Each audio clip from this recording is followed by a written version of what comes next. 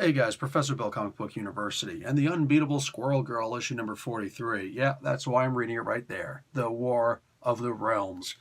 Is this crucial as a tie-in for the War of Realms to the actual War of Realms itself? Well, god damn, if I didn't say yes, it actually kind of is. There's a bit of information in here that you're not finding anyplace else that I've seen so far. Anyway, guys, so let's get into who made this book, and then we'll get into the book itself. We've got Ryan North on writing duties, Derek Charm on art. Color art is Rico Renzi. Travis Lanham is on letters. Cover art is Erica Henderson, and the logo is Michael Allred. Okay. Oh, and Squirrel Girl was created by Will Murray and Steve freaking Ditko. All right. So they got this thing in the beginning where it's Squirrel Girl having a quick conversation via text message or whatever with Tony Stark. And that was actually kind of cool because she's asking him an ethical question, and Tony Stark is not qualified to answer ethical questions because he's on the cusp of being a bad guy, as he's always been, if he wasn't the full-blown bad guy.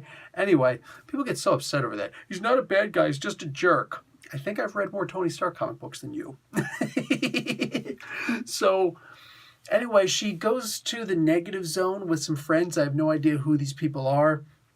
And the negative zone doesn't look anything like the negative zone because there's like trees and, well, what's the proper word for matter? There's actually matter there, which is the exact antithesis of what the negative zone is supposed to be, right?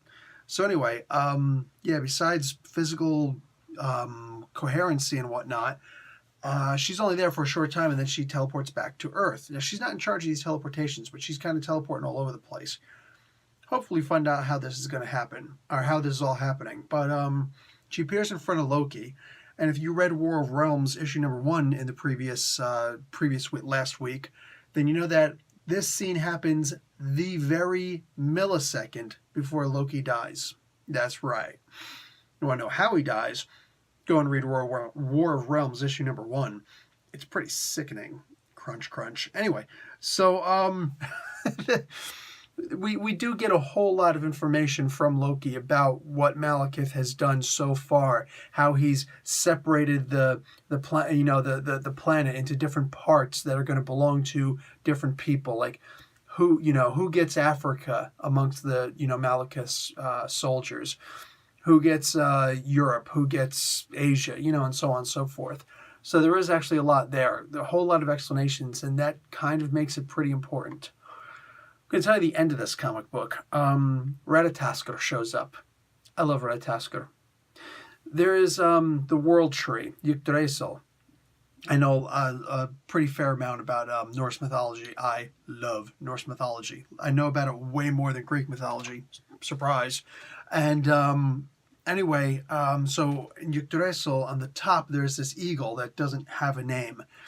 But on the bottom, there's Nidhogg, and he's a serpent larger than Jormungandr, the Midgard serpent. The world serpent, because Midgard is just one of the realms, and the world tree goes, much larger than the rest of the realms. It actually stretches into all the realms, and at the roots, which is usually one of the biggest parts of the trees, that's where Nidhogg is. So anyway, this thing's like chewing out the roots, and the squirrel Ratatoskr runs back and forth between the top and the bottom, and it'll say, oh, the eagle said such and such about you, and oh, Nidhogg said such and such about you, and it'll like add to it, and make a lot of gossip and a bunch of insults and slights. So that's basically the job of Ratatoskr. It's he's a crap giver. Anyway, it's interesting to see Ratatoskr here because I'm wondering what kind of influence Squirrel Girl is going to have over this thing. Ryan North, I've met him once. And he is he's more intelligent than we have any right to hope for a guy who's just writing silly comic books. And it seems like that's all he wants to do is just write silly comic books.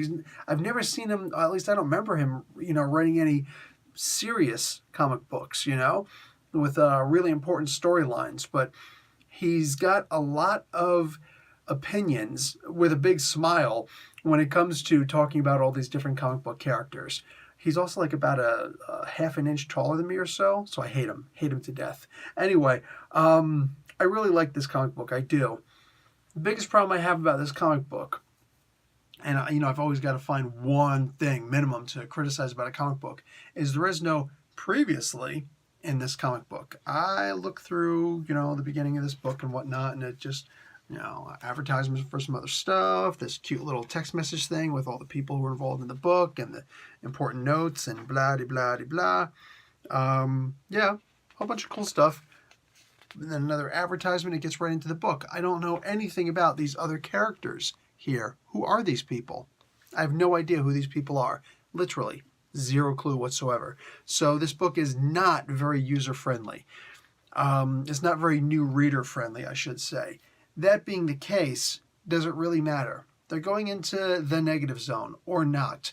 Doesn't matter because she's not going. She's not going to stay for long. She goes right into the War of Realms. So while I would have liked to known who these other characters are, it's not really necessary for the purposes of this particular tie-in.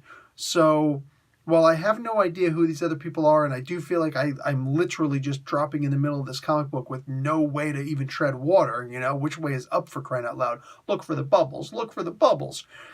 I also find that it doesn't matter because we're not focused on those other characters. We're not focused on whatever her other mission was. We're only focused on the War of Realms.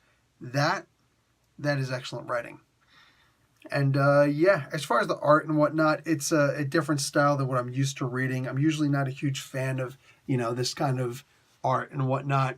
There is a lot of humor in this. Make no mistake, like Captain America jumping it, all he does in this comic book is jump towards people. And every so often, this stuff happens. The good guys, it's also Spider-Man, Peter Parker, and Black Panther who are getting smacked and just sent flying. I think, what's her name? She-Hulk was involved in this latest one. So it's fun. It's definitely a fun comic book. But yeah, is this going to make you want to keep on reading Squirrel Girl afterwards? Not unless they got a previously, and not just previously in the War of Realms. I got to know what the heck is going on. Otherwise, you're going back to issue 1, which I believe I reviewed. Anyway, guys, that's going to be it for me. Professor Bill, Comic Book University. Class dismissed.